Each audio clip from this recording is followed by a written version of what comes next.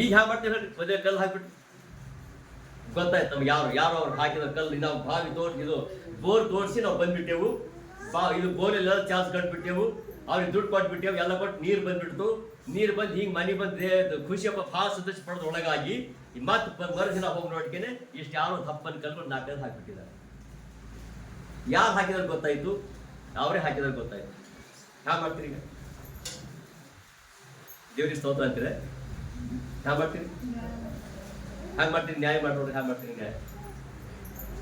ನ್ಯಾಯ ಮಾಡ್ತೀರಿ? ಮಾಡಿ ನೋಡ್ರಿ. ಹ್ಯಾ ಮಾಡ್ತೀರಿ? ಅದು ನ್ಯಾಯ ಮಾಡೋಕ್ಕೂ ಬರೋದು,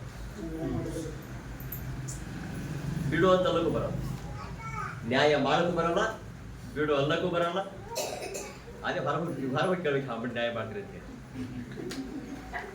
ಇಲ್ಲಿ ಏನೋ ಬರ್ಬೇಕು ಗೊತ್ತು, ಅಲ್ಲಿ ಹೊರಗೆ ಹೋಗಿ ಕೇಳಬೇಕು. ಹ್ಯಾಂಗೆ ಮಾಡ್ತೀರಿ ನ್ಯಾಯ ಅಂದ್ರೆ ಏನು ಮಾಡ್ಕೋತ, ಅದು ಹ್ಯಾಂಗೆ ಮುಚ್ಚಿದ್ವಿ ಕಲ್ಲು, ದಂಡ ಕೊಡು, ನಾ ಎಲ್ಲ ಪೊಲೀಸ್ ಕೇಸ್ ಮಾಡ್ತೇವೆ, ಹಿಂಗೆಲ್ಲ ಮಾಡ್ತೀವಿ. ಹಿಂಗೆ ಅದು ಅವ್ರು ಹೇಳ್ತಾರೆ ಇಲ್ಲ ಅಕ್ಕ ಬಾಯ್ ಮಾಡಬೇಡ, ಏನಾಗಿಲ್ಲ, ಏನು ಇಷ್ಟು 4 ಕಲ್ಲು ಹಾಕಿಬಿಟ್ಟರು ಅಷ್ಟೇ. ಅದು ಹ್ಯಾಂಗೆ ಕಲ್ಲು ಹಾಕ್ತಾ ಇಷ್ಟೋ ಬಂದ್ರೆ ಅಲ್ಲಿ ಇದು ಮಾಡ್ತಾರೆ. ಅದು ಇಲ್ಲಿ ಏನು ಹೇಳ್ತಾನ, ನೀವು ಹಂಗೊಂದಿಲ್ಲ ಹಿಂಗೊಂದಿಲ್ಲ, ಈ ಸಾಕು ಏನು ಮಾಡಿದಾರ, ಮುಚ್ಚಿದಾರ, ಇಲ್ಲಿ ಬಿಡುವ. ನ್ಯಾಯ ಮಾಡಿಲ್ಲ, ಪೊಲೀಸ್ ಸ್ಟೇಷನ್ಗೆ ಹೋಗಿಲ್ಲ, ಎಲ್ಲಿ ಹೋಗಿಲ್ಲ, ಮುಚ್ಚನ ಎಲ್ಲಿ ಬಿಡು. ಇನ್ನೊಂದು ತೋಡು, ಅದು ಮುಚ್ಚಿಬಿಡು, ಇನ್ನೊಂದು ತೋಡು, ಅದು ಮುಚ್ಚಿಬಿಡು, ಇನ್ನೊಂದು ತೋಡು, ಅದು ಮುಚ್ಚಿಬಿಡು. ಅವ್ರು ತೋರ್ಸಕ್ ಮಾಡಿಲ್ಲ, ಇವ್ರು ಮುಚ್ಚಕ್ಕೂ ಮಾಡಿಲ್ಲ. ಕಾರಣ ಯಾಕೆ ಅಷ್ಟು ಮಾಡ್ತಾ ಇದ್ರ, ದುಡ್ಡು ಖರ್ಚು ಮಾಡ್ತಾ ಇದ್ದಾನೆ. ಯಾಕೆ ಖರ್ಚು ಮಾಡ್ತಾ ಇದ್ದಾರೆ?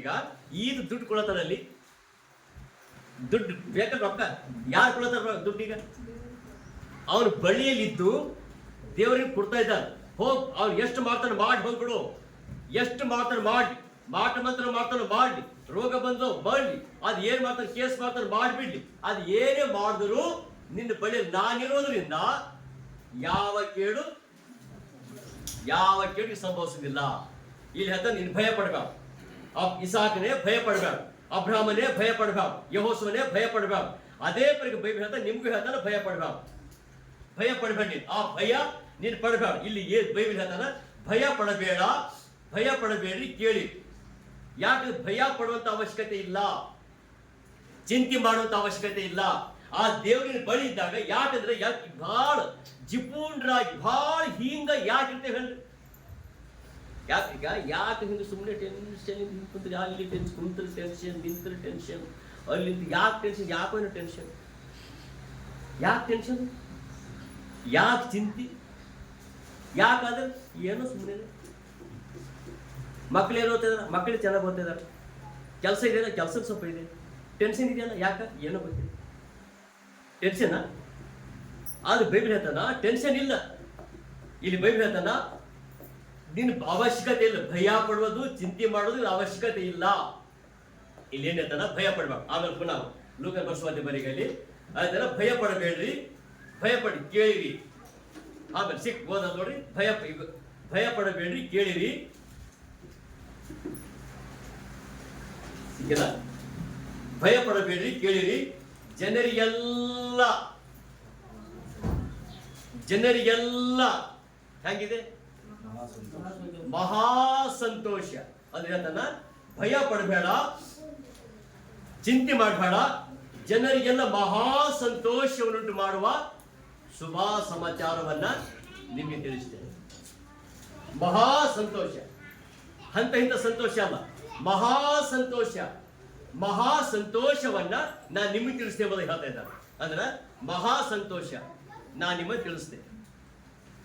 ಏನ್ ಸಂತೋಷ ಅದು? ಎಂಥ ಸಂತೋಷ? ಬಾವಿ ಮುಚ್ಚುವಾಗ, ದೇವನ ಜೊತೆ ಇರುವಾಗ, ಇಲ್ಲಿ ಹೇಳ್ತಾನೆ ಆ ಹಂತ ಸಂದರ್ಭದಲ್ಲಿ ಬಾವಿ ಎಲ್ಲ ಮುಚ್ಚಿದ್ರಲ್ಲ, ಆದ್ರೆ ಅವ್ರು ಏನ್ ಕೈ ಕೆಲ್ಸ್ಕೊಂಡಿರು. ಆಮೇಲೆ ಏನ್ ಮಾಡಿ ಗೊತ್ತಾ? ಇಸಾಕ್ ಏನ್ ಮಾಡಿದಾನ? ಎಲ್ಲ ಹೇಳಿದ್ರು, ಇಲ್ಲಪ್ಪ ನಿನ್ನ ಈ ಬಾವಿ ತೋಡ್ತಾ ಇದ್ದಿ, ಎಲ್ಲ ಮುಸ್ತಾ ಇದ್ದಿ, ಎಲ್ಲ ದೇವ್ರ ಅಭಿವೃದ್ಧಿ ಪಡಿಸ್ತಾ ಇದ್ದಿ, ಎಲ್ಲ ಚೆನ್ನಾಗಿ ಎಲ್ಲ ಗೊತ್ತು ನೀವು ಅಂದ್ರೆ ಎಲ್ಲ ಮಾಡ್ತಾರೆ. ಆಮೇಲೆ ಏನ್ ಮಾಡ್ಬೇಕು ಗೊತ್ತರು? ಆತ ಯಾವಾಗ ಹೋದನೋ, ಯಾಕಂದ್ರೆ ಬೈಬಲ್ ಹೇಳ್ತಾನೆ ಯಾವಾಗ ನೀವು ಯಾವ ಏರಿಯಾದ ಇರ್ತೀರೋ ಆ ಏರಿಯಾದ ಏನು ಇರ್ತೀರಲ್ಲ, ಇದಕ್ಕೆ ನೀವು ಪ್ರಾರ್ಥನೆ ಮಾಡುವಾಗ ನಿಮ್ಮ ಮನೆ ಅಭಿವೃದ್ಧಿ ಮಾತ್ರ ಅಲ್ಲ, ನಿಮ್ಮ ಕುಟುಂಬ ಮಾತ್ರ ಅಲ್ಲ, ನಿಮ್ಮ ಊರು ಮಾತ್ರ ಅಲ್ಲ, ಬೈಬಲ್ ಹೇಳ್ತಾರೆ ನಿಮ್ಮ ಸಂಗಡ ಇರೋದ್ರಿಂದ, ದೇವ್ ನಿಮ್ಮ ಬಳಿ ಇರೋದ್ರಿಂದ ನಿನ್ನ ಮನೆ ಅಭಿವೃದ್ಧಿ ಅಲ್ಲದೆ ನಿನ್ನ ಸುತ್ತಮುತ್ತಲ ಮನೆಯೂ ಅಭಿವೃದ್ಧಿ ಆಯ್ತಾವ. ಬೈಬಲ್ ಹಂಗೆ ಹೇಳ್ತಾರೆ, ನೀನು ನಂಬಿದರೆ ನಿನ್ನ ಮನೆಯವರೆಲ್ಲ ರಕ್ಷಣೆವಂತ, ನಿನ್ನ ಮನೆಯವರೆಲ್ಲ ರಕ್ಷಣೆವಂತ. ಬೈಬಲ್ ಹೇಳ್ತಾರೆ ನೀನು ಆಶೀರ್ವಾದ ನಿಧಿಯಾಗಿರ್ತಿ, ನಿನ್ನ ಆಶೀರ್ವಾದ ನಿಧಿಯಾಗಿರುತ್ತಿ. ಇಲ್ಲಿ ಹೇಳ್ತಾನೆ ಅಭಿವೃದ್ಧಿ. ನೀನಲ್ಲದೆ ನಿನ್ನ ಮನೆಯವರು, ನಿನ್ನ ಮನೆ ಮಗಳಿದ್ದವರು ಅಭಿವೃದ್ಧಿ ಅಂತ, ನೀನಲ್ಲದೆ ನಿನ್ನ ಮನೆಯವರು ಆಶೀರ್ವಾದ ಅಂತ. ಇಲ್ಲಿ ಬೈಬಲ್ ಹೇಳ್ತಾನೆ ಆ ಆಶೀರ್ವಾದ ನಮಗೂ ಇಲ್ಲ, ಇನ್ನೊಬ್ಬರಿಗೂ ಆಶೀರ್ವಾದಗಳಿಲ್ಲ. ಕಾರಣ ಏನಿರ್ಬೋದು? ಯಾಕಿಂತ ಕಷ್ಟಗಳು, ಯಾಕಿಂತ ಬಡತನಗಳು, ಯಾಕಿಂತ ರೋಗಗಳು, ಯಾಕಿಂತ ಸಮಸ್ಯೆಗಳು, ಯಾಕೆ ತೊಂದರೆಗಳು, ಯಾಕಿದೆಲ್ಲ, ಯಾಕಿಂತ ಇದು ಹೇಳ್ತಾನೆ ಇದೆಲ್ಲ ಯಾಕೆ? ಅದರ ಅರ್ಥ ದೇವರ ಬಳಿದ್ದಾನ. ಹೇಳ್ತೀನಿ ಇದ್ದಕ್ಕೆ ಹಿಂಗಿರಲಿ ಆ ದೇವ್ರು ಇದ್ದಾನಂದ್ರ ಹೇಳ್ತೀನಿ ನಿಮ್ಗೆ, ಆ ಮನೆ ಎಂದು ಒಂಥರ ಆಲೋಚನೆ ಮಾಡ್ತಾ ಮನೆ ನಾವು. ಆ ಮನೆ ಹೆಂಗಿರ್ತದೆ ಗೊತ್ತಾ? ಆ ಮನೆ ಹೆಂಗಿರ್ತಂದ್ರೆ ದೇವರ ಆಶೀರ್ವಾದ ಇದ್ದ ಮನೆ ಯಾವಾಗಲೂ ಸಮೃದ್ಧಿ, ಯಾವಾಗಲೂ ಸಂತೋಷ, ಯಾವಾಗಲೂ ಚಿಪಡ್ತಂಗಿದಾವು, ಯಾವಾಗಲೂ ಮಾಡ್ತಾರೆ ಅಂದ್ರೆ ಇದರ ಅರ್ಥ ಯಾವಾಗಲೂ ಇನ್ನೊಬ್ಬರಿಗೆ ಸಹಾಯ ಮಾಡುವಂತ, ಯಾವಾಗ ಇನ್ನೊಬ್ಬರಿಗೆ ಕೊಡುವಂತ, ಇನ್ನೊಬ್ಬರ ಬಗ್ಗೆ ಚಿಂತಿಸುವಂತ, ಸ್ವಹಿತವನ್ನು ಚಿಂತಿಸದೆ ಪರಹಿತವನ್ನು ಚಿಂತಿಸ್ತದೆ. ತನಗೆ ಬೇಕು ಇರಲ್ಲ. ಯಾಕಂದ್ರೆ ಒಂದು ಯೇಸು ಕ್ರಿಸ್ತ ಮಾಡ್ತಾನೆ ಆ ಥರ ಪ್ರಾಣ ಕೊಡ್ಬೇಕು. ಕಾರಣ ಹೇಳ್ರಿ, ನಮ್ಮ ಸರಿಯಿಂದ ಆದ್ರ ಸರಿಯಿಂದ ಅಲ್ಲ, ನಮ್ಮ ಸಲುವಾಗಿ. ಈಗ ಅದನ್ನ ನೀನು ಹೊರ ಆ ದೇವ್ರ ಸಂಗಡ ಇರೋದ್ರಿಂದ ಆ ಇಸಾಕನ ಏನ್ ಮಾಡ್ಬಿಟ್ಟ, ದಿನೇ ಅಭಿವೃದ್ಧಿ, ದಿನೇ ಆಶೀರ್ವಾದ, ದಿನೇ ಆಮೇಲೆ ಮಾಡ್ತಾ ಯಾರು ಬಾವಿ ತೋಡ್ದ ಮುಚ್ಚಿದ್ರಲ್ಲ, ಆ ಬೋರೊಳ ಕಲ್ಲು ಹಾಕಿದ್ರಲ್ಲ, ಅದು ಮುಚ್ಚಿದವ್ರಿಗೆ ಬಂದಾಗ ಜಗಳ ಮಾಡ್ಬೇಕಲ್ಲ. ಆಮೇಲೆ ಆತೇನ್ ಮಾಡ್ತಾ ಗೊತ್ತಾ, ಬಂದ್ರು ಆತ ಮನೆ. ಆ ತಿರಸ್ತನ ಇಸಾಕಿನ ಫ್ಯಾಮಿಲಿ ಇರೋ ತನಕ, ಗಂಡ ಹೆಂಡತಿ ಇರೋ ತನಕ, ಅವನ ಹೊಲಗಳು, ದನಗಳು, ಕುರಿಗಳು ಎಲ್ಲ ಇರೋ ತನಕ ಆ ಊರು ಆಶೀರ್ವಾದ ಇತ್ತು. ಆತನ ಆಶೀರ್ವಾದ ಹೊಂದಿದ್ದು, ಆತನ ಊರು ಆಶೀರ್ವಾದ ಹೊಂದ್ತಾ ಇತ್ತು. ಆಮೇಲೆ ಇವ್ರು ಏನ್ ಮಾಡ್ತಾರೆ, ಯಾವಾಗ ಆತನ ಬಿಟ್ಕೊಟ್ಟು ಬಂದು ಅವಾಗ ಬಂದಾಗ ಎಲ್ಲ ಸಮಸ್ಯೆಗಳು ಸ್ಟಾರ್ಟ್ ಆಗ್ಬಿಟ್ಟು, ಆ ಸಮಸ್ಯೆ ಸ್ಟಾರ್ಟ್ ಆಗ್ಬಿಟ್ಟ ಮೇಲೆ ಅವರೆಲ್ಲರೂ ಬಂದರು. ಮೇನ್ ಎಲ್ಲ ಅಧಿಕಾರಿಗಳು ಎಲ್ಲ ಯಾರೆಲ್ಲ ಬಂದು ಅವರೆಲ್ಲ ಕೊಡ್ಬೇಕು, ಇಸಾಕರೇ ನಮ್ಮನ್ನು ಕ್ಷಮಿಸ್ಬಿಡುದ ಅಂದ್ರೆ ಏನ್ ಮಾಡಿ ಗೊತ್ತಾ? ಅದು ಯಾಕಂದ್ರೆ ನಿನ್ನ ಇದು ಬೋರಿನ ಬಾವಿಗಳೆಲ್ಲ ಮುಚ್ಚಿದ್ರೆ ಯಾವ ನಾವೇ ಮುಚ್ಚಿದ್ವಿ, ಕೇಸ್ ಮಾಡಿಲ್ಲ, ಏನು ಮಾಡಿಲ್ಲ. ಆದ್ರೆ ನಮ್ಮ ಮನೆ, ನಮ್ಮ ಊರು, ನಮ್ಮ ಏರಿಯಾ ಆಶೀರ್ವಾದ ಹೊಂದ್ತಾ ಇಲ್ಲ. ಆಸವಾಗಿ ದಯಮಾಡ ನಮ್ಮನ್ನು ಕ್ಷಮಿಸ್ಬಿಡು ಅಂದ ಏನ್ ಮಾಡಿ ಗೊತ್ತಾ ಅಂತ ದೊಡ್ಡ ಅವತಾರ ಮಾಡ್ತಾರೆ. ಯಾರಿಗೆ? ಬಾವಿ ತೋಡಿದವರಿಗೂ, ಅಂದ್ರೆ ಬಾವಿಗೆ ಹೆಲ್ಪ್ ಮಾಡಿದವರಿಗೂ, ಮುಚ್ಚಿದವರಿಗೆ ಚೆನ್ನಾಗಿ ಊಟ ಕೊಟ್ಟಾನ. ಹೆಂಗ್ ಮಾಡಿ ಕೊಟ್ಟಂದ್ರೆ ಒಳ್ಳೆ ಊಟ ಕೊಟ್ಟು ರಾತ್ರಿ ಇವತ್ತು ಇರ್ರಿ, ಇವತ್ತೇನ್ ಚಿಂತೆ ಮಾಡ್ಕೊಬಾರ್ದು, ನಾನೇನು ಅಂತ ಮನುಷ್ಯನಲ್ಲ. ಬಾವಿ ಮುಚ್ಚಿದ, ನಾನು ಮುಚ್ಚಿಲ್ಲ ಬಾವಿ. ನೀನು ಮುಚ್ಚಿದ್ಯಲ್ಲ, ನೀನು ಮುಚ್ಚಿದ್ರು ನನ್ನ ಬಳ್ಳಿ ದೇವರಿದ್ದೆಲ್ಲ ಅವ್ನು ತೋರಿಸಿದಾನವ, ಆ ಹೆಲ್ಪ್ ಮಾಡಿದಾನ. ಕಾರಣ ಜೊತೆ ಇರೋದ್ರಿಂದ ನೀ 1000 ಬಾವಿ ಮುಚ್ಚು, ನಾನು ನೀ ಮುಚ್ತಾ ಹೋಗು, ನಾನು ತೋರಿಸ್ತಾನೆ ಹೋಯ್ತೆ. ಆದ್ರೆ ಅಂತ ಎಲ್ಲರಿಗೂ ಊಟ ಮಾಡಿಸಿ ಆಮೇಲೆ ಹೇಳ್ತಾನೆ ಎಲ್ಲರೂ ಇಲ್ಲ ನಾನು ಯಥಾರ್ಥವಾಗಿ ನಾನು ಕ್ಷಮಿಸ್ಬಿಟ್ಟಿದ್ದೀನಿ, ನಾನು ಕ್ಷಮಿಸ್ಬಿಟ್ಟಿ ಅಂತ ಹೇಳಿದಾಗ, ಯಾವಾಗ ಕ್ಷಮಿಸ್ಬಿಟ್ಟು ಒಂದಾಗಿ ಊಟ ಮಾಡಿ ಕಳಿಸ್ಕೊಟ್ರು, ಅಲ್ಲಿ ಇನ್ನೊಂದು ಬಾವಿ ತೋಡ್ತಾ ಇದ್ರು. ಆಳು ಓಡಿ ಬಂದು ಹೇಳ್ತಾನ, ದಣಿ ನನ್ನ ಬಾವಿ ಮತ್ತೆ ನೀರು ಸಿಕ್ತು ಅಂತ ಹೇಳ್ತಾನೆ. ನಾನು ನೀರು ಸಿಕ್ತು. ಈಗ ಯೋಚನೆ ಮಾಡಿ, ಈಗ ನೀರು ಸಿಕ್ತು, ಚೆನ್ನಾಗಿ ನೀರು ಸಿಕ್ತು ಅಂತ ಹೇಳಿದಾಗ ಇವ್ರೇ ಮತ್ತೆ ಇಲ್ಲಿ ತೋರಿಸಿದ್ರು, ಮತ್ತೆ ಇನ್ನೊಂದು ಊರಿಗೆ ಓಡಿಸಿದ್ರು, ಅಲ್ಲಿ ಬಾವಿಗಳೇ, ಅಲ್ಲಿ ನೀರು. ಆದ್ರೆ ಇಲ್ಲಿ ಬೈಬಲ್ ಹೇಳ್ತಾನ, ಆ ದೇವ್ರ ಸಂಗಡ ಇರೋದ್ರಿಂದ ಭಯ ಪಡುವ ಅವಶ್ಯಕತೆ ಇಲ್ಲ. ಆ ದೇವ್ರ ಜೊತೆ ಇರೋದ್ರಿಂದ ಭಯ ಪಡುವಂತ, ಚಿಂತಿಸುವಂತ ಆ ಸಂಭವಗಳು ನೀನು ಬರಬಾರ್ದು. ಇಲ್ಲಿ ಹೇಳ್ತಾನೆ, ಪುನಃ ಬಂದು ಹೇಳ್ತಾನೆ, ಅದು ಮಹಾ ಸಂತೋಷ ಉಂಟು ಮಾಡುವಂತ ಶುಭಾ ಸಮಾಚಾರ ಒಂದಿದೆ. ಆ ಸಮಾಚಾರ ಏನ್ ಸಮಾಚಾರ ಅಂತ ಒಳ್ಳೆ ಸುದ್ದಿ ಏನಿರ್ಬೋದು? ಎಲ್ಲ ಸಂತೋಷ, ಮಹಾ ಸಂತೋಷ ಅಂತ ಹೇಳ್ತಾನೆ. ಅಂತ ಮಹಾ ಸಂತೋಷ ಏನಿರ್ಬೋದು? ಆದ್ರೆ ಯೇಸು ಕ್ರಿಸ್ತ ಏನ್ ಮಾಡ್ಬಿಟ್ಟ, ನಿಮ್ಗೆಲ್ಲ ಚೆನ್ನಾಗಿ ಗೊತ್ತಿರ್ಬೋದಲ್ಲ, ಯೇಸು ಕ್ರಿಸ್ತ ಭೂಮಿಗೆ ಬಂದ, ಸತ್ತ ಇದೆಲ್ಲ ಕಷ್ಟ, ಇದೆಲ್ಲ ದೇವ್ರು ಇಲ್ಲದ ಜೀವನ ಮಾಡ್ತಾ ಇದ್ರು. ದೇವ್ರು ಇಲ್ಲದ ಜೀವಿತ ಮಾಡುವಾಗ ರೋಗ, ಕಷ್ಟ, ಬಡತನ, ಸಂಕಟ ಇವೆಲ್ಲ ಇರ್ತಿರುವಾಗ ನಿಮ್ಮೊಂದು ಸಣ್ಣ ಪ್ರಾರ್ಥನೆಗಳು ದೇವ್ರ ಸೈನ್ಯ ಹೋಗ್ತಾ ಇದ್ರು. ಸಣ್ಣ ಪ್ರಾರ್ಥನೆಗಳು, ದೇವರೇ ನನ್ನ ಕಾಪಾಡು, ದೇವರೇ ಕಾಪಾಡು ಅಂತೇಳಿ. ಆ ಕಾಪಾಡ್ತಾ ಹೋದಾಗ ಆ ತಂದೆಯಾದ ದೇವ್ರು ಏನ್ ಮಾಡ್ಬಿಟ್ಟ, ತನ್ನ ಮಗನ ಮೂಲಕವಾಗಿ ಭೂಮಿ ಕಳ್ಸ್ಕೊಟ್ಟ. ಏನು ಕಳ್ಸ್ಕೊಟ್ಟಂದ್ರ ಹೋಗ್ ನಾನು ಪರಲೋಕದಲ್ಲಿ ವಾಸ ಮಾಡೋದಲ್ಲದೆ ನಿನ್ನ ಜೊತೆಯಲ್ಲೇ ನಾನು ಇರ್ತೀನಿ ಅಂತ ಹೇಳಿ ಕಳಿಸ್ಕೊಡು ಹೇಳ್ತಾನ. ಅಲ್ಲಿ ಕೆಳಗೆ ಹಂಗೆ ಹೊಸ ನೋಡ್ರಿ, ಹಂಗೆ ಜನರಿಗೆ ಮಹಾ ಸಂತೋಷ ಉಂಟು ಮಾಡುವ ಶುಭ. ಅದು ಏನೆಂದರೆ ಆ ಮಹಾ ಸಮಾಚಾರ ಏನೆಂದರೆ ಯಾವತ್ತು ಇವತ್ತೇ. ಈಗ ಈ ಹೊತ್ತು ಯಾವ ಈ ಹೊತ್ತು ಅಂದ್ರೆ ಯಾವತ್ತು? ಈ ಹೊತ್ತು ಇವತ್ತೇ. ಹೆಂಗೆ ಹೇಳಿದ್ರು? ಯಾವ ಇವತ್ತೇ ಅಂದ್ರೆ ಯಾವತ್ತು? ಇವತ್ತೇ ಅಲ್ಲ, ಅದು ಪ್ರಕಾರ ಹೇಳಿದ್ರೆ ಇವತ್ತೇ ಹಂಗಲ್ಲ. ಈ ಹೊತ್ತು ಅಂದ್ರೆ ಯಾವಾಗ ನಾವು ಸ್ವಂತ ರಕ್ಷಣೆ ಅಂಗೀಕಾರ ಮಾಡ್ಕೊಂಡು ಆ ಹೊತ್ತೆ 20 ವರ್ಷ 30 ವರ್ಷ ಆತ ಸ್ವಂತ ರಕ್ಷಣೆ ಅಂಗೀಕಾರ ಮಾಡಿದ್ರೆ ಈ ಹೊತ್ತು ಅಲ್ಲ, ಆಗಲ್ಲ. ಅದು ಆಗಲ್ಲ. ಯಾವಾಗಿನ ಆತನ ಹೃದಯ ಸ್ವೀಕಾರ ಮಾಡಿಕೊಂಡಿಯೋ, ಯಾವಾಗ ಆತನ ಜೊತೆ ನೀನು ಬಾದ್ ಕರೆದಿಯೋ, ಯಾವಾಗ ಆತನ ಜೊತೆ ಇದ್ದನೋ ಆವಾಗಲೇ ನೀ 20 ವರ್ಷ ಬರ್ಬೋದು ಚರ್ಚಿಗೆ. ಸಂಬಂಧಪಟ್ಟಿಲ್ಲ. 100 ವರ್ಷ ಪೂರ್ತಿ ಸಂಡೇ ಸ್ಕೂಲ್ ಹಿಡ್ಕೊಂಡು ಪೂರ್ತಿ ಮುದುಕಾಗಿ ಕಟ್ಟಿಗೆ ಹಿಡ್ಕೊಂಡು ಹಿಂಗೆ ಹಂಗೆ ಬರ್ಬೋದು. ಬಂದ್ರು ಅಂದ್ರೆ ಸುಮ್ಮನೆ ಬಂದು ಹೋಗ್ಬೋದು ಅಷ್ಟೇ. ಆದ್ರೆ ಅದು ಭಾಳ ದೇವ್ರ ತನ್ನ ಸ್ವಂತ ರಕ್ಷಕನ ಅಂಗೀಕಾರ ಮಾಡ್ಕೊಂಡಿದ್ದು ಹೋದರೆ ಅದು ಆ ಹೊತ್ತಾಗಲ್ಲ. ಅದು ತರ ಸಣ್ಣ ಬರ್ಬೋದು, ಬಂದು ಸುಮ್ಮನೆ ಇಲ್ಲಿ ಒಂದು ಎಕ್ಸಾಂಪಲ್ ಅದು ಹೋಗಿ ಬರ್ಸಿ ಹೆರಿ ಬರ. ಆ ದಾನಕ್ಕೆ ಮಾಡ್ತಾರೆ ಚಿಕ್ಕ ಅಂತ, ಚಿಕ್ಕ ಆ ಚಿಕ್ಕ ಏನ್ ಮಾಡ್ತಾರೆ, ಹಿಂಗೆ ಬಾಯಿಗೆ ಹಾಕ್ತಾರೆ. ಹೌದು ಇರ್ಬೋದಲ್ಲ, ಬಾಯಿಗೆ ಹಾಕಿ ಮುಂದೆ ಹುಲ್ಲು ಬಿಡಬೇಕು.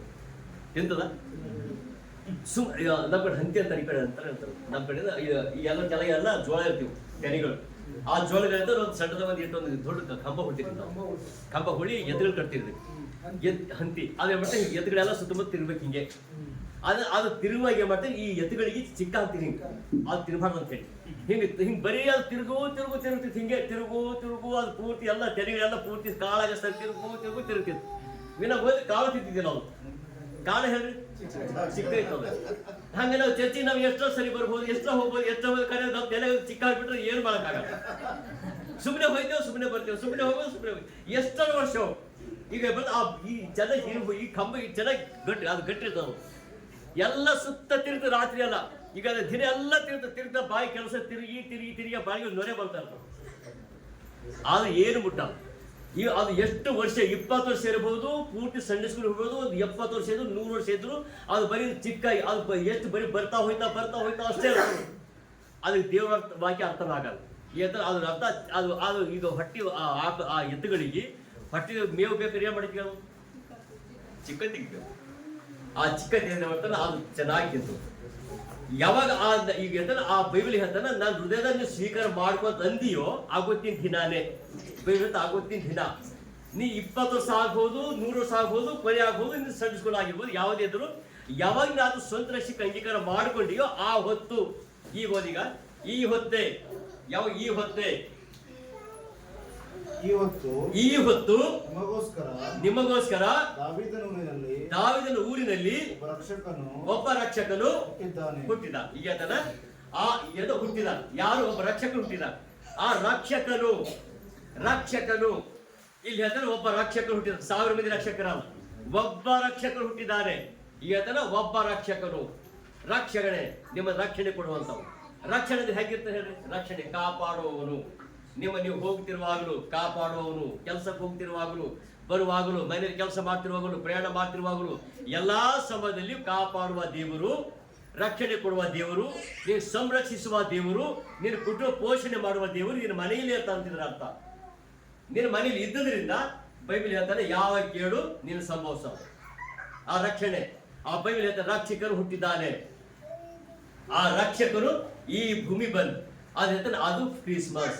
ಯೇಸು ಕ್ರಿಸ್ತನು ಈ ಭೂಮಿ ಬಂದ್ರಲ್ಲ, ಈ ಭೂಮಿ ಜನಿಸಿದಾಗ ಆತ ರಕ್ಷಕನು ಹುಟ್ಟಿದ್ದಾನೆ. ಆ ರಕ್ಷಕ ಹುಟ್ಟಿದ ಅಂತ ಆ ರಕ್ಷಕನು ಈಗ ರಕ್ಷಕನು ನಿಮ್ಮ ಮನೆ ಕರ್ಕೊಂಡು ಹೋಗ್ತೀರ. ರಕ್ಷಕನಿಗೆ ನಿಮ್ಮ ಮನೆ ಕರ್ಕೊಂಡು ಹೋಗ್ಬೇಕು. ಇವತ್ತು 1ನೇ ತಾರೀಕು ಇರಬೇಕು. 1ನೇ ತಾರೀಕು ಇಟ್ಕೊಂಡು ಡಿಸೆಂಬರ್ 30 ಜನವರಿ 1 ನಿಮ್ಮ ಮನೆ ಇಟ್ಕೊಂಡ್ಬಿಟ್ಟು ಸಾಕು. ಇಟ್ಕೋಬೇಕಾದ್ರೆ ಒಂದು ಯೋಚನೆ ಮಾಡಿ. ಈಗ ಇಟ್ಕೋಬೇಕಾದ್ರೆ ಸುಮ್ಮನೆ ಇಟ್ಕೋಬೇಕು.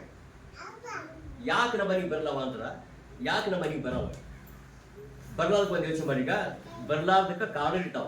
ಸುಮ್ಮನೆ ಬರಲ್ಲ, ಕರೆದು ಬರ್ತಾನೆ ಇಲ್ಲ ಅಂತಲ್ಲ. ಈಗ ಎಕ್ಸಾಂಪಲ್, ನೀನು ಹೂವ, ಆತ ಹೂವ ಭಾಳ ಇಷ್ಟ. ಯಾತ್ರಿಗ ಯಾವುದು ಹೂವು ಭಾಳ ಇಷ್ಟ ಯಾರಿಗೆ? ಯೇಸು ಭಾಳ ಇಷ್ಟ ಹೂವು. ಯಾರಿಗಿಷ್ಟ? ಹೂವು ಯೇಸು ಭಾಳ ಇಷ್ಟ. ಯಾರಿಗಿಷ್ಟ?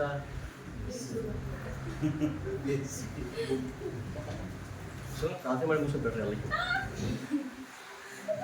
ಯೇಸುಗ ಹೂವು ಭಾಳ ಇಷ್ಟ. ಯಾರಿಗಿಷ್ಟ? ಯೇಸು ಕ್ರಿಸ್ತನಿಗೆ ಹೂವುಗಳು ಬಹಳ ಇಷ್ಟ. ಯಾರಿಗಿಷ್ಟ? ಯೇಸು ಕ್ರಿಸ್ತನಿಗೆ. ನೀವು ಇನ್ನ ಹೇಳಿದ್ರಿ, ಯೇಸು ಕ್ರಿಸ್ತನಿಗೆ ಹೂವುಗಳು ಬಹಳ ಇಷ್ಟ.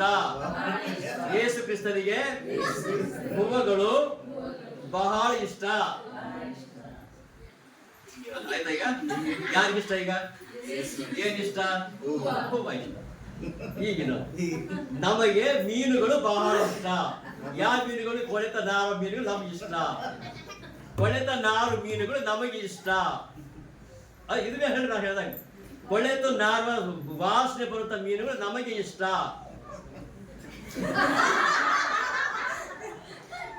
ಕೊಳೆತ ನಾರು ಮೀನುಗಳು ನಮಗೆ ಬಹಳ ಇಷ್ಟ.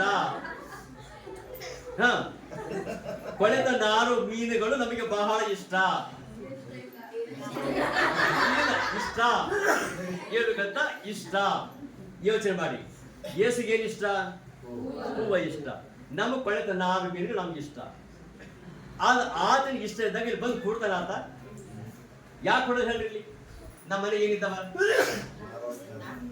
ಗಬ್ಬು ನಾರ್ತ ಮೀನಿದ್ದಾವ ನಮ್ಮ ಮನೆ. ಆ ಗಬ್ಬು ನಾರ್ತ ಮೀನಿದ್ರ ಕೊಡ್ತಾನೆ ಇಲ್ಲಿ ಕೊಡ. ಆತನ ಮನೆಗೆ ಬರ್ಬೇಕಾದ್ರೆ ಎಲ್ಲಿ ಕೂಡಿಸ್ತೇವೆ? ಆತ ಒಯ್ದು ಮೀನಿನ ಪುಟ್ಟಿ ಬಂದು ಕೂಡಿಸ್ತೇವೆ. ಆ ಮೀನಿನ ಬಂದು ಪುಟ್ಟಿ ಬಂದು ಕೂಡಿಸಿದ್ರೆ ಕೊಡ್ತಾನ ಆತ? ಕೊಡಲ್ಲ. ಯಾಕಂದ್ರೆ ಆತ ಅದು ಹೂಗಳು ಭಾಳ ಇಷ್ಟ ಆತ. ನಾವಂತೇವ್ ದೇವ್ರೇ ಬಾ, ದೇವರನ್ನ ಮರಿ ಬಾ, ದೇವರನ್ನ ಮರಿ ಬಾ ಅಂತೇವ್ ನಿಜ. ಆದರೆ ಅಲ್ಲಿ ಏನ್ ಮಾಡ್ತೇವೆ ಗೊತ್ತಾ? ಆ ಎಲ್ಲ ಮನೆಗೆ ಮೀನಿದ್ದಾವ. ಯಾವ ಮೀನು ಗೊತ್ತಾ? ಭಯಂಕರ ಸ್ಮೆಲ್ ಇದ್ದ ಮೀನುಗಳಿದ್ದಾವ. ಆತ ನೋಡ್ತಾನ, ಸರಿ ಇಲ್ಲ, ನಾನ್ ವಾಸ ಮಾಡ್ತಾ ಸ್ಥಾವ, ನಾನು ನಿರಂತರ ಸ್ಥಾವ ಬಾ ಅಂದ್ರೂ ಬರ್ತಾ ಇದ್ದಾನೆ ಅಂದ್ರೆ ಅರ್ಥ ಆ ಸ್ಮೆಲ್ ನಾವು ಏನ್ ಹೇಳಿ ನಿಮ್ಗ? ನಮ್ಮ ಮನೆಗೆಲ್ಲ ನಸ್ ಪುಡಿ ಇರ್ತಿದೆ, ಯಾವ್ದು ಅಂತಿದೆ, ಆ ಪುಡಿ ಈ ಪುಡಿ ಎಲ್ಲ ಪುಡಿ ಕೆಮಿಕಲ್ ತುಂಬ ಹೋಗ್ಬಿಟ್ಟು ಎಲ್ಲ ಕೆಮಿಕಲ್ ಅಲ್ಲಿ ಥೂವಲ್ ತಗೊಳ್ಳಿ, ಇಲ್ಲಿ ಥೂವಲ್ ತಗೊಳ್ಳಿ, ಅಲ್ಲಿ ಕುಂತ ಯೇಸುವಿನ ಪಾತ್ರೆ ಬರ್ತಾನಂತ ಬರಲ್ಲ. ಆ ಏನ್ ಮಾಡಿ ಗೊತ್ತಾ? ಆ ಯೇಸು ನಮ್ಮ ಮನೆಗೆ ಬರ್ಬೇಕಾದ್ರೆ ಅದೆಲ್ಲ ಹೊರಗೆ ಹಾಕ್ಬೇಕು. ಆ ಮೀನೆಲ್ಲ ಹೊರಗೆ ಹಾಕ್ಬೇಕು. ಚಂದ ಕ್ಲೀನ್ ಮಾಡ್ಬೇಕು. ಚಂದ ಕ್ಲೀನ್ ಮಾಡಿ ಹೂವನ್ನ ಇಡಬೇಕು. ಈಗ ಬರ್ತಾ ಈಗ ಹೇಳ್ತಾರೆ, ಆ ಕಾಲದಲ್ಲಿ ಅಬ್ರಾಮ್, ಇಸಾಕ್, ಯಾಕೋಬ್, ಯೋಹೋಸು ಅವರೆಲ್ಲ ಹಿಂಗೆ ಮಾಡಿದ್ದಾರೆ. ಅವ್ರು ನಮ್ಮ ಹಂಗೆ ಮನಸ್ಸಿದ್ರು. ಅವರು ಅದು ಅವರೇ ಮಾಡ್ರ. ಆ ದೇವ್ರು ಯಾವ್ದು ಇಷ್ಟ ಪಡೋದಿಲ್ಲಲ್ಲ, ಆ ಪಡ್ಲಾರುವಂಥದ್ದು ಆತ ಇಟ್ಕೊಂಡಿಲ್ಲ. ಯಾವುದು ಅವ್ರ ಮತ್ತೆ ಚೆನ್ನಾಗಿ ಎಲ್ಲ ಸ್ವಚ್ಛ ಮಾಡಿಕೊಂಡು ಆ ಯೇಸು ಖುಷಿ ನನ್ನ ಮನೆಗೆ ಬಾ ಅಂತ ಕರ್ಕೊಂಡು ಆಗ ಬಂದಾಗ ಹೇಳ್ತಾನೆ, ಅವಾಗ ನಿನ್ನ ಮನೆಯೊಳಗೆ ಯೇಸು ವಾಸ ಮಾಡ್ತಾನೆ. ಈಗ ಯೇಸು ವಾಸ ಮಾಡಿದ್ರೆ ಆಗ ಬಂದು ಸುಮ್ಮನೆ ಕೊಡೋವನಲ್ಲ.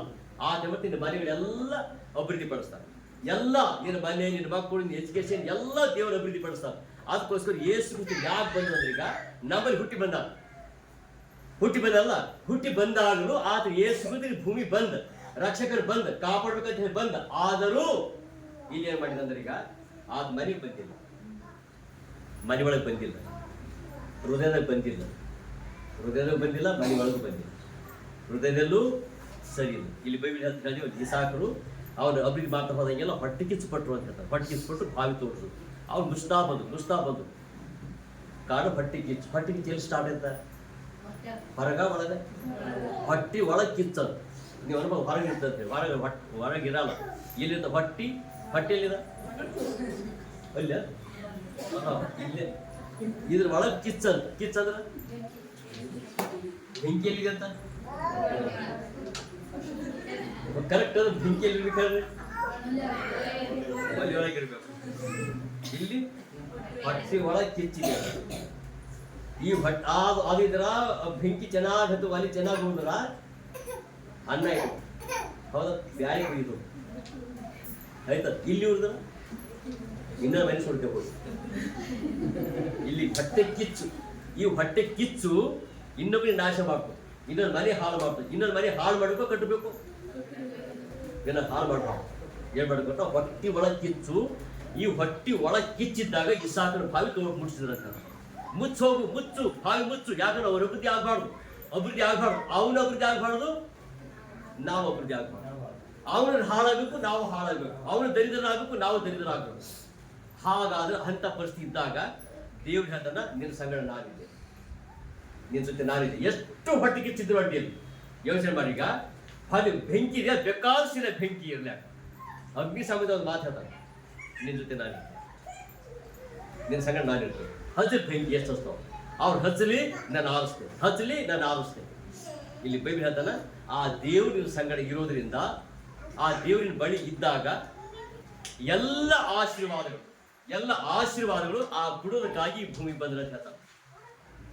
ಎಲ್ಲ ಕೊಡೋದಕ್ಕಾಗಿ. ಅದಕ್ಕೋಸ್ಕರವಾಗಿ ದೇವರ ನಂಬಿದ ಮಕ್ಕಳು ನಾವು ದೇವರು ಪ್ರಾರ್ಥನೆ ಮಾಡುತ್ತಾ, ದೇವರು ಪ್ರಾರ್ಥಿಸುವಂತ ದೇವರು, ನಾವುಗಳು ನಮ್ಮ ಜೊತೆಯಲ್ಲಿ ದೇವರು ವಾಸ ಮಾಡಬೇಕು. ಯಾರು ವಾಸ ಮಾಡಬೇಕು? ಬಂದ್ರೆ ಯೋಚನೆ ಮಾಡಿ. ದೇವರು ವಾಸ ಮಾಡಿಲ್ಲ ಅಂದ್ರೆ ಯಾರು ವಾಸ ಮಾಡ್ತಾರೋ? ಆ ದೇವ್ರು ವಾಸ ಮಾಡಿಲ್ಲ ಅಂದ್ರೆ ಯಾರು ವಾಸ ಮಾಡ್ತಾರ? ಯಾರಿಗೆ ಸ್ಥಳ ಕೊಡ್ತೀರಿ? ಈಗ ಯಾರಿಗೆ ಸ್ಥಳ ಕೊಡ್ತೀರಿ? ಯಾರಿಗೆ ಸ್ಥಳ ಕೊಡ್ತೀರಿ?